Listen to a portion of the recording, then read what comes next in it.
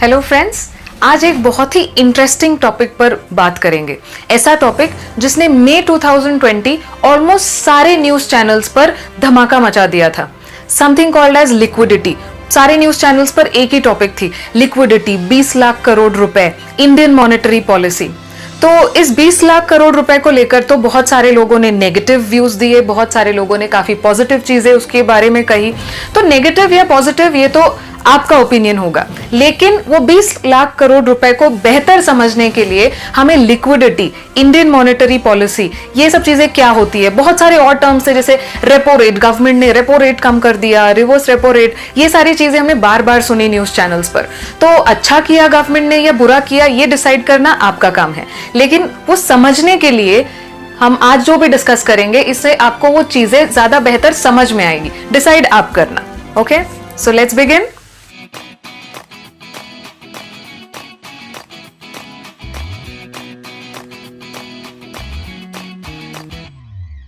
To begin with, हम समझते हैं लिक्विडिटी का मतलब क्या है।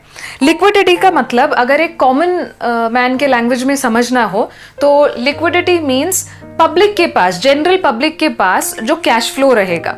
इन जनरल इकोनॉमी में जो पैसा सर्कुलेशन में है, जितनी बार पैसा हाथ बदलता है, उस कंसेप्ट को हम कहते हैं लिक्विडिटी। इसके लिए कुछ एग्जाम्पल समझते हैं।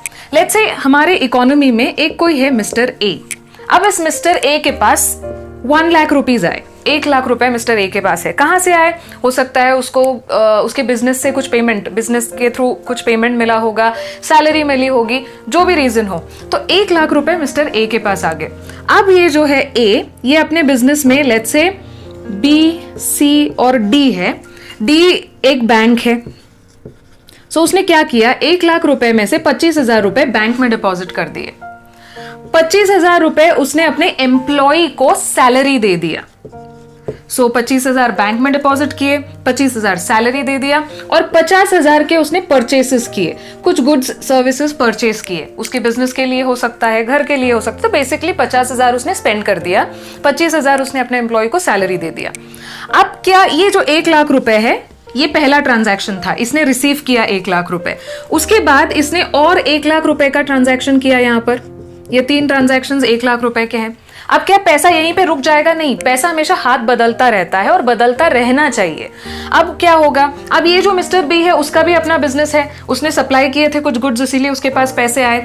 तो ये अब अपने तरीके से स्पेंड करेगा। मैं सिर्फ 3 स्टेप बता रही हूँ, अलग अलग चीजों के लिए हम पैसे स्पेंड करते हैं। तो let's say B, C, D तो यहाँ कवर हो गए। तो ई, एफ और जी, लेट्स से इसने 10,000 रुपए के, इसने कुछ गुड्स खरीदे होंगे, आगे कुछ गुड्स खरीदे होंगे। इसने अपने एम्प्लॉयज को कुछ 20,000 रुपए की सैलरी दी होगी, और इसने अपने बैंक अकाउंट में लेट्स से 20,000 रुपए डिपॉजिट किए होंगे। तो अब ये ट्रांजैक्शन 50,000 का यहाँ पे हो गया। सिमिलरली ये जो सी है हमारा, ये एम्प्लॉय है। तो जब हमको हमारा पगार मिलता है, सैलरी मिलती है, तो ऑब्वियसली हम उसको खर्च करते हैं। तो हम कुछ बाइंग करेंगे, कुछ कपड़े खरीदेंगे, गुड्स खरीदेंगे। सिमिलरली थोड़े बहुत पैसे हम बैंक में सेव करेंगे। हो सकता है हम शेयर्स वगैरह खरीदे, थोड़ा सा इन्वेस्टमेंट करें। तो सिमिलरली सी भी इन पैसों को अपने तरीके से स्पेंड करेगा। हो सकता है उसने 15,000 रुपए बैंक में ही रखे, यस, और 5,000 के कुछ गुड्स खरीदे, और 5,000 रुपए उसने इन्वेस्ट किए। सिमिलरली अब ये जो बैंक है ना, 25,000 जो बैंक में डिपॉजिट किया, क्या बैंक पैसा अपने पास ही रखता है? नहीं, हम जो बैंक में डिपॉजिट्स करते हैं उसके ऊपर बैंक हमें इंटरेस्ट देता है। तो बैंक के पास वो इंटरेस्ट के पैसे कहां से आते हैं? ऑब्वियसली लोन देकर। तो बैंक भी अपने पास ये पैसे नहीं रखेगा, ये इन पैसों से आगे लोन देगा। हो सकता है लेट्स से ये 25,000 में से 20,000 रुपए बैंक ने लोन दे दिए। बैंक ने लोन दे दिए किसे? लेट्स से मिस्टर एक्स को दे दिया। अब एक्स ने लोन लिया है, मतलब ऑब्वियसली वो भी उसे आगे खर्च करेगा। उसने आगे ये 20,000 रुपए खर्च किए। तो आप देख रहे हो ये सब कुछ शुरू कहां से हुआ था? ये 1 लाख रुपीज से हुआ था। 1 लाख रुपीज से यहाँ 1 लाख का ट्रांजैक्शन हो गया। यहाँ पे इस स्टेज पर 1 लाख का ट्रांजैक्शन हुआ। अब इसके आगे भी पैसा रुकने वाला थोड़ी है। ये इसके लिए जो भी रहेगा, ये भी आगे स्पेंड करेगा, थोड़ा खर्च करेगा, थोड़ा बैंक में डालेगा। हर किसी ने थोड़ा थोड़ा अगर बैंक में इन्वेस्ट किया है, तो उनका बैंक भी आगे चलकर लोन देगा, अपने पास ही तो नहीं रखने वाला पैसा। सो इसका मतलब समझ रहे हो, 1 ही लाख रुपए है, लेकिन वो जैसे जैसे हाथ बदलता है, उसी 1 लाख रुपए की वजह से ऑलमोस्ट यहाँ पर 2-2.5 लाख का ट्रांजैक्शन तो हो गया। इनफैक्ट आगे और बढ़ेगा ये अमाउंट। इस कंसेप्ट को हम लिक्विडिटी कहते हैं। इसका मतलब क्या है कि पैसे एक के ही पास अगर पड़े रहे ना तो इकोनॉमी में लिक्विडिटी नहीं आती। लिक्विडिटी कब आती है? जब पैसे अपने हाथ बदलता है, when money keeps changing hands. और ये जो चेंजिंग हैंड्स कब होता है? जब इकोनॉमी में ट्रांजैक्शंस हो। ऑफ कोर्स बैंक भी बहुत इंपॉर्टेंट रोल प्ले करते हैं लिक्विडिटी क्रिएशन में, लेकिन जब तक लोग खरीदना और बेचना ये ट्रांजैक्शंस नहीं करते तब तक ये लिक्विडिटी आगे नहीं बढ़ेगा। और इसका उल्टा भी है, जब तक लोगों के पास पैसा नहीं होगा या इकोनॉमी में लिक्विडिटी नहीं होगी तो खरीदना बेचना नहीं होगा। So it's one and the same thing. लोगों के पास पैसा होगा तो और लिक्विडिटी आएगी, और अगर लिक्विडिटी नहीं आएगी तो लोग बाइंग एंड सेलिंग नहीं करेंगे, और ज्यादा लिक्विडिटी क्रंच आ जाएगा, प्रॉब्लम आ जाएगा। सो इस कंसेप्ट को हम कहते हैं लिक्विडिटी। अब आप समझते हैं कि गवर्नमेंट इसको लेकर क्या करती है। तो गवर्नमेंट के पास एक है Indian monetary policy. Indian monetary policy के थ्रू गवर्नमेंट अपनी इकोनॉमी की लिक्विडिटी को एडजस्ट करती है, संभालती है, कंट्रोल करती है। अब ये 20 लाख करोड़ रुपए तो आप जज करने वाले हो, जैसा कि हमने बोला, अच्छा किया, बुरा किया, जो भी किया। हम फिलहाल कंसेप्ट समझते हैं। अब सपोज लिक्विडिटी जो है उसको बढ़ा दिया। अभी हमने देखा इकोनॉमी में लिक्विडिटी की जरूरत है, लोगों के हाथ में पैसा होना चाहिए, क्योंकि पैसा ही पैसे को अट्रैक्ट करता है। जब लोगों के पास पैसा होगा वो जाकर खरीदेंगे, कोई खरीद रहा है तो कोई बेच रहा है तो उसको इनकम मिल रहा है, तो पैसा हाथ बदलेगा और उसी तरह और ज्यादा लिक्विडिटी होगी। तो लिक्विडिटी बढ़ने से क्या होता है? बाइंग एंड सेलिंग बढ़ जाता है, मतलब बेसिकली डिमांड बढ़ गया। डिमांड जब बढ़ता है तो सप्लाई भी बढ़ेगा। अब सप्लाई बढ़ाना है, इसका मतलब बनाना भी तो पड़ेगा गुड्स। सो लोग खरीद ज्यादा रहे हैं तो बेचने के लिए गुड्स भी बनाना पड़ेगा, मतलब सप्लाई बढ़ाना पड़ेगा।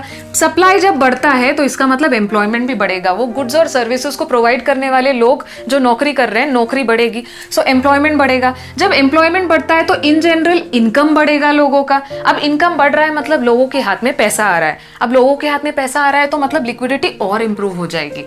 सो बेसिकली यही कंसेप्ट होता है लिक्विडिटी का। अब होता क्या है, फॉर वॉट एवर रीजन अगर इकोनॉमी में कहीं ना कहीं पैसे की तंगी आ जाए, जैसे हम देख रहे हैं ये कोरोना वायरस के चलते इकोनॉमी में ट्रांजैक्शंस कम हो रहे हैं, लोग मैन्युफैक्चरिंग भी कम हो गया, लोगों का डिमांड भी कम हो गया है, जिसकी वजह से लिक्विडिटी कम हो गई है इकोनॉमी में। तो यही उल्टा करते जाओ, अगर लोगों के पास लिक्विडिटी ही नहीं रहेगी, पैसे ही नहीं रहेंगे, तो वो गुड्स कैसे बाय करेंगे? इसका मतलब डिमांड कम हो जाएगा। अब डिमांड कम हो जाएगा तो मैन्युफैक्चरर्स, सर्विस प्रोवाइडर सोचेंगे हम किसके लिए बनाएं, तो ऑब्वियसली वो अपना मैन्युफैक्चरिंग वगैरह कम कर देंगे, सप्लाई कम कर देंगे। अब सप्लाई कम करना है तो एम्प्लॉयज को खाली बिठाकर तो सैलरी दे नहीं सकते, विच मीन्स एम्प्लॉयमेंट कम हो जाएगा, दैट इज अनएम्प्लॉयमेंट बढ़ेगा। एम्प्लॉयमेंट कम होगा और अनएम्प्लॉयमेंट बढ़ जाएगा, लोगों की इनकम कम हो जाएगी। सो इससे लिक्विडिटी और कम हो जाएगी। सो एक विशिष्ट सर्कल है, कंट्रोल होना जरूरी है। तो ये कंट्रोल करने के लिए इकोनॉमी, अगर कोई बाई नहीं कर रहा है, कोई सेल नहीं कर रहा है, मैन्युफैक्चरिंग नहीं हो रही है, तो इकोनॉमी एक स्टैंड स्टिल में आ जाएगी, इकोनॉमी पॉज हो सकती है, ग्रोथ रेट कम हो जाएगा। ये सब होने के चक्कर में लास्ट में क्या होगा, इकोनॉमिक ग्रोथ जो है वो भी कम हो जाएगा। सो इसको अवॉइड करने के लिए इंडिया के पास है इंडियन मॉनेटरी पॉलिसी। आपने रिसेंटली न्यूज में सुना होगा, रेपो रेट, गवर्नमेंट ने रेपो रेट्स कम कर दिए हैं, गवर्नमेंट ने बैंक रेट कम कर दिया है, CRR SLR कम कर दिया है। तो ये सब कंसेप्ट क्या है, ये शॉर्टकट में समझते हैं।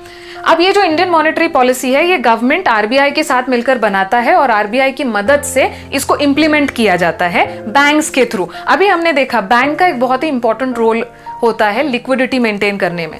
तो पहला मेजर क्या है, variable reserve ratios. Variable reserve ratios के दो हिस्से होते हैं, कैश रिजर्व रेशो और स्टैट्यूटरी लिक्विडिटी रेशो। अब इसका मतलब क्या है, अगर बैंक के पास 100 रुपए आए, 100 रुपए का डिपॉजिट आया, इसको आप 100 करोड़ लगा दो, तो अब क्या पूरे के पूरे 100 करोड़ का लोन दे सकता है बैंक? नहीं, क्योंकि अगर मैंने सेविंग्स बैंक में 10,000 रुपए डाले हुए हैं, मैं कभी भी जाकर वो पैसा विड्रॉ कर सकती हूँ। तो मेरी तरह बहुत सारे हजारों लाखों लोग हैं जिसने सेविंग्स अकाउंट या FD बना के रखी है। तो क्या सारे लोग एक साथ पैसा मांगने आएंगे? नहीं, लेकिन उसमें से 10% या 20% लोग कभी भी पैसा मांग सकते हैं। तो अगर बैंक के पास 100 करोड़ रुपए आए तो क्या बैंक पूरे 100 करोड़ रुपए का लोन दे देगा? नहीं, कुछ पैसे उसको अपने पास रखने होते हैं, ताकि जब लोग मनी विड्रॉ करने के लिए आए तो ऐसा ना लगे कि बैंक के पास पैसे ही नहीं है। सो ये जितना पैसा बाहर साइड में निकाल कर रखता है लोन देने से पहले, उसको हम कहते हैं cash reserve ratio and statutory liquidity ratio. Cash reserve ratio में इसमें से लेट्स से 5% अगर है तो 100 रुपए में से 5 रुपए बैंक्स अपने पास रखेंगे, कैश अपने पास ही रखेंगे, ताकि जो भी विड्रॉ करने के लिए आते हैं उनको दे दिया जाए। स्टैट्यूटरी लिक्विडिटी रेशो जो है, लेट्स से अगर 20% का स्टैट्यूटरी लिक्विडिटी रेशो है तो 100 का 20% हुआ 20 रुपए। तो ये 20 रुपए जितना जो बैंक्स है ये इन्वेस्ट करेंगे, लेकिन ऐसे एसेट्स में इन्वेस्ट करेंगे जिसको बहुत इजीली कैश में कन्वर्ट कर सकते हैं। तो एग्जाम्पल के तौर पर गोल्ड में या गवर्नमेंट सिक्योरिटीज में ये पैसे डालता है बैंक। 20 रुपए गोल्ड में या गवर्नमेंट सिक्योरिटीज में डालेगा। क्यों? क्योंकि ये सिक्योरिटीज बहुत इजीली बिक जाते हैं। गवर्नमेंट सिक्योरिटी भी इजीली मार्केट में बिक जाएगा और बैंक को पैसे मिल सकते हैं। गोल्ड भी बहुत इजीली बिक जाएगा मार्केट में। सो बेसिकली ये लिक्विड एसेट्स है जो इजीली कैश में कन्वर्ट होते हैं। लोन्स का क्या होता है? जैसे हाउसिंग लोन किसी को दे दिया तो 15 साल तक तो आप जबरदस्ती भी नहीं कर सकते कि हमको पैसा दो। कार लोन दे दिया तो 3 से 5 साल वो भी पैसे फंस जाते हैं। पर्सनल लोन भी अगर दे दिया तब भी साल भर के लिए पैसे फंस जाएंगे, तो उसको हम लिक्विडिटी नहीं मानते। सो सीआरआर क्या होता है? टोटल डिपॉजिट्स का छोटा सा पोर्शन जो बैंक खुद के पास रखती है। क्यों? सेविंग्स बैंक अकाउंट वाले कभी भी पैसे मांगने के लिए आ सकते हैं, कोई एफडी तुड़वाने के लिए आ सकता है, तो थोड़े पैसे अपने पास रखेंगे। थोड़े से पैसे वो इन्वेस्ट ही करेगा, लेकिन ऐसी चीजों में इन्वेस्ट करेगा जो क्विकली कैश में कन्वर्ट हो सकता है। तो अगर कस्टमर सडनली थोड़े ज्यादा लोग विड्रॉ करने आ जाए तो बैंक को प्रॉब्लम नहीं होगी, बस मार्केट में गोल्ड सेल करना है और पैसे लाकर कस्टमर्स को देना है। सो इसको हम कहते हैं स्टैट्यूटरी लिक्विडिटी रेशो। तो अब लेट्स से अगर 5% का सीआरआर है, सीआरआर 5% है और एसएलआर 20% है और हमारे पास 100 रुपए हैं डिपॉजिट्स के, तो इसका मतलब क्या होगा? 5 रुपए सीआरआर में गए, 20 रुपए एसएलआर में गए, तो बचा कितना? लोन देने के लिए बैंक के पास कितना बचा? -20 -5 मतलब 75 रुपीज। तो इसका मतलब बैंक कितने का लोन दे सकता है? 75 रुपीज का लोन दे सकता है। अब आप ही सोचे, बैंक लोन दे रहा है मतलब पब्लिक लोन ले रही है, करेक्ट? सो इसका मतलब बैंक के पैसे पब्लिक के पास आ गए। और अभी हमने देखा जब पब्लिक के पास पैसे आते हैं तो ये होता है, पब्लिक के पास जब पैसे आते हैं तो लिक्विडिटी बढ़ती है। तो बैंक लोन दे रहा है, पब्लिक लोन ले रहे हैं, मतलब लिक्विडिटी बढ़ेगी। और लिक्विडिटी बढ़ेगी तो क्या होगा? हमने देखा लिक्विडिटी बढ़ेगी तो डिमांड बढ़ेगा, तो सप्लाई बढ़ेगा, एम्प्लॉयमेंट बढ़ेगा, इकोनॉमिक ग्रोथ बढ़ेगा। सो ये सारी चीजें होंगी। अब आप ही सोचिए, ऐसी सिचुएशन में आज जब लिक्विडिटी कम है तो गवर्नमेंट को क्या करना चाहिए? सीआरआर और एसएलआर बढ़ाना चाहिए या कम करना चाहिए? अगर सीआरआर और एसएलआर बढ़ा दिया तो क्या होगा? बैंक के पास कम पैसे बचेंगे लोन देने के लिए। लेकिन अगर सीआरआर और एसएलआर कम कर दिया तो बैंक के पास अभी ज्यादा पैसे होंगे लोन देने के लिए। सो एग्जांपल के तौर पर लेट्स से सीआरआर को अगर 2% कर दिया और एसएलआर को 15% कर दिया, तो अब क्या होगा? 100 रुपए में से कितने गए? 17 रुपए सिर्फ जाएंगे। 100 में से 17 रुपए जाएंगे सीआरआर और एसएलआर के लिए। इसका मतलब क्या हुआ? अब हमारे पास कितने बचे? 83 रुपीज बचे लोन देने के लिए। पहले कितने का लोन दे रहे थे हम? 75 का। अब बैंक्स कितने का लोन दे सकते हैं? 83 का। मतलब लोन देने की कैपेसिटी बढ़ गई। तो बैंक ज्यादा लोन दे रहा है, इसका मतलब पब्लिक ज्यादा लोन ले रही है, इसका मतलब पब्लिक के पास ज्यादा पैसा होगा, लिक्विडिटी ज्यादा होगा, डिमांड ज्यादा, सप्लाई ज्यादा, एम्प्लॉयमेंट ज्यादा, इनकम ज्यादा, ग्रोथ ज्यादा। सो इसीलिए आपने सुना होगा न्यूज चैनल में गवर्नमेंट ने सीआरआर एसएलआर कम कर दिया। क्यों कम कर दिया? क्योंकि बैंक्स अब लोन ज्यादा दे पाएंगे और पब्लिक के पास ज्यादा पैसा आ सकता है। एक और मेजर होता है जहां पर आरबीआई के थ्रू गवर्नमेंट क्या कर सकती है? बैंक रेट कम करना, रेपो रेट कम कर दिया, reverse repo, marginal standing facility. अब ये सब क्या है? इसमें से ये चीजें एक ही कैटेगरी वाली है। बैंक रेट क्या होता है? गवर्नमेंट बैंक्स के पास हम लोग जो बिल्स ऑफ एक्सचेंज डिस्काउंट करते हैं, अब हमें तो बैंक इमिडिएटली पैसे दे देता है, अब उसको तो वो बिल ऑफ एक्सचेंज पर पैसे 3 महीने बाद मिलने वाले हैं। तो बैंक क्या करता है? इन द मीन टाइम अगर बैंक को जरूरत हो तो बैंक वही बिल ऑफ एक्सचेंज जाकर आरबीआई के पास रीडिस्काउंट करता है। तो जैसे बैंक हमसे बैंक चार्जेस लेता है, आरबीआई भी फ्री में तो पैसे नहीं दे सकती, तो आरबीआई जो इंटरेस्ट चार्ज करती है उसको कहते हैं बैंक रेट। सिमिलरली जैसे हम बैंक से नॉर्मल लोन्स लेते हैं, उसी तरह बैंक्स भी आरबीआई से लोन्स लेती है और वो लोन्स पर जो इंटरेस्ट चार्ज होता है उसको हम कहते हैं रेपो रेट। इसी रेपो रेट की तरह ही एक और लोन फैसिलिटी है, इमरजेंसी सिचुएशन में ओवरनाइट लोन फैसिलिटी आरबीआई देती है बैंक्स को, जिसको हम कहते हैं मार्जिनल स्टैंडिंग फैसिलिटी। सो यहां पे आपने देखा ना 20% जो स्टैट्यूटरी लिक्विडिटी रेशो के लिए बैंक ने लिक्विड एसेट्स में इन्वेस्ट किया था। तो बैंक्स जो है गवर्नमेंट सिक्योरिटीज में हमेशा इन्वेस्ट करके रखती है, तो वो गवर्नमेंट सिक्योरिटीज को एज अ सिक्योरिटी देकर उसके अगेंस्ट जब लोन लेती है बैंक, तो उसको हम कहते हैं मार्जिनल स्टैंडिंग फैसिलिटी। सो रेपो रेट, बैंक रेट और मार्जिनल स्टैंडिंग फैसिलिटीज क्या है? इन तीनों फैसिलिटीज के थ्रू बैंक्स को आरबीआई से पैसे मिलते हैं और ये इंटरेस्ट रेट चार्ज करता है।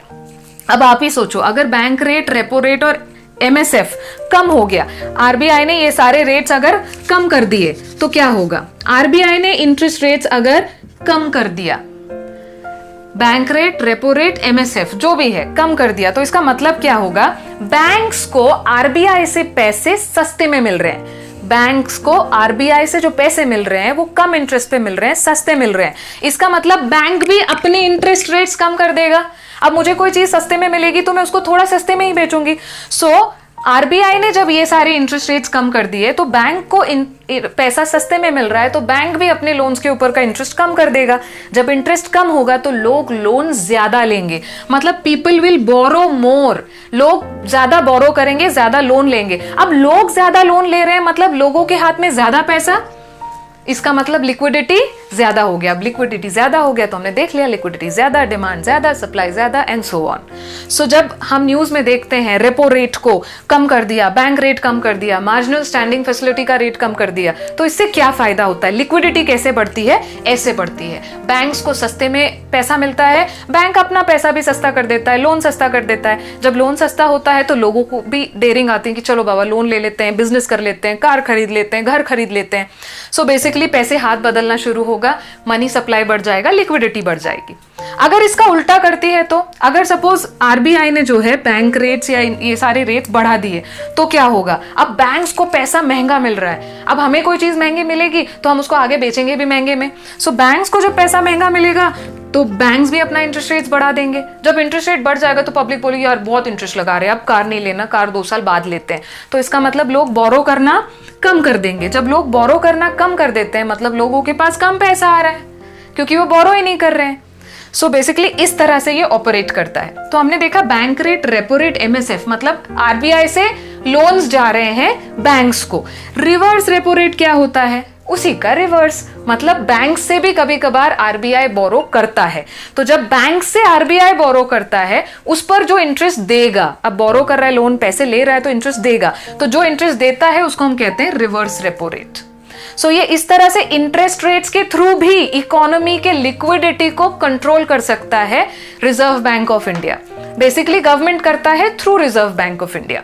सो ये 2 मेजर्स हमने देखे, variable reserve ratio and bank rates. एक और मेजर है ओपन मार्केट ऑपरेशंस। अब ओपन मार्केट ऑपरेशंस क्या होता है? यहाँ पे buying and selling of securities. आपने सुना होगा गवर्नमेंट अपनी सिक्योरिटीज बेचती है मार्केट में, ओपन मार्केट में। अब क्यों बेचेगी? अब गवर्नमेंट को भी रोड्स बनाने होते हैं, डैम्स, ब्रिजेस बनाने होते हैं।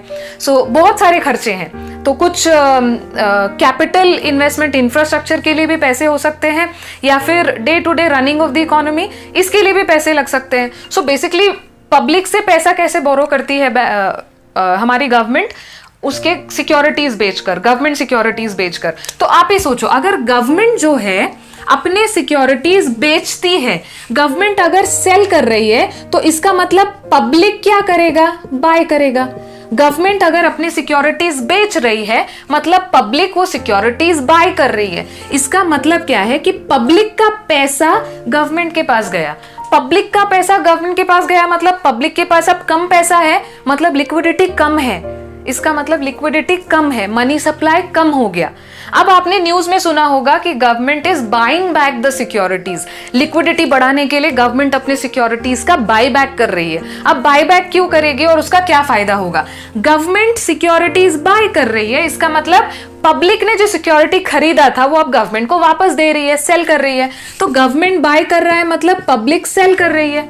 अब जब सेल करेगी तो पैसे मिलेंगे, तो गवर्नमेंट के पास का पैसा पब्लिक के पास आ गया। गवर्नमेंट का पास का पैसा अगर पब्लिक के पास आएगा, पब्लिक के पास ज्यादा पैसा है, पब्लिक के पास ज्यादा पैसा है मतलब लिक्विडिटी ज्यादा, करेक्ट। एंड लिक्विडिटी ज्यादा मतलब हमने आगे देख ही लिया है क्या होता है। सो बेसिकली ये जो 20 लाख करोड़ रुपए का जो पैकेज अनाउंस किया था उसका सिर्फ एक टॉपिक हम डिस्कशन के लिए ले रहे हैं। उसमें एक टॉपिक था कि गवर्नमेंट सारे रिफंड्स जो है वो जल्द से जल्द दे देगी। इनकम टैक्स के रिफंड्स, GST के जो रिफंड्स है बिजनेसमैन के, वो जल्दी से जल्दी वापस कर देगी। तो लोगों ने ये ऑब्जेक्शन लिया कि बोल रहे हैं कि लिक्विडिटी बढ़ाने के लिए गवर्नमेंट ने इतने पैसे, इतने लाख करोड़ का पैकेज अनाउंस किया है, ये क्या है? ये तो हमारे ही पैसे हमको वापस दिया गवर्नमेंट ने।